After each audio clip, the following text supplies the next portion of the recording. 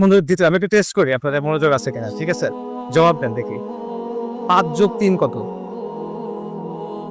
8+7 কত?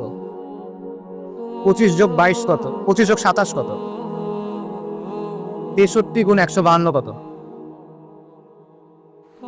এটা পারবেন না। এটা না পারার সমস্যা না, এটা স্বাভাবিক, এটা না পারারই কথা। এই ধরনের অঙ্কগুলো আমরা ডিভাইস ছাড়া করা কঠিন বা কাগজপত্র ছাড়া করা কঠিন। কিন্তু কঠিন কেন?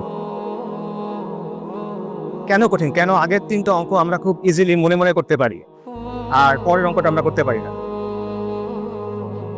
কারণ এখানে প্রসেসটা ডিফারেন্ট। যেই প্রক্রিয়ায় এই অঙ্কটা করতে হয় সেই প্রক্রিয়াটা ডিফারেন্ট।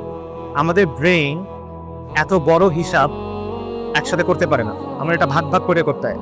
গুণটা আপনারা কিভাবে করবেন? প্রথমে একটা সংখ্যা দিয়ে গুণ করবেন, তারপরে অন্য সংখ্যাটা দিয়ে গুণ করবেন, তারপর যোগ করে মিলাবেন, রাইট? এবং এই জিনিসটা মনে মনে করা ডিফিকাল্ট। আমরা মনে মনে অনেক অঙ্ক করতে পারি, এগুলো আলাদা বই আছে, মানসাঙ্ক, মেন্টাল ম্যাথ, এরকম অনেক বই আছে। কিন্তু সব ধরনের অঙ্ক কিন্তু মনে মনে করা যায় না।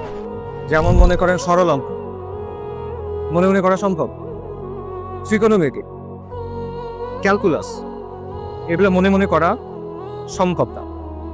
ইনফ্যাক্ট অনেক বড় বড় যোগ বিয়োগ গুণ ভাগ এগুলো মনে মনে করা সম্ভব না। একটু আগে আমি যেটা বললাম, এটা একটা বড় গুণ যেটা মনে মনে করা সম্ভব না।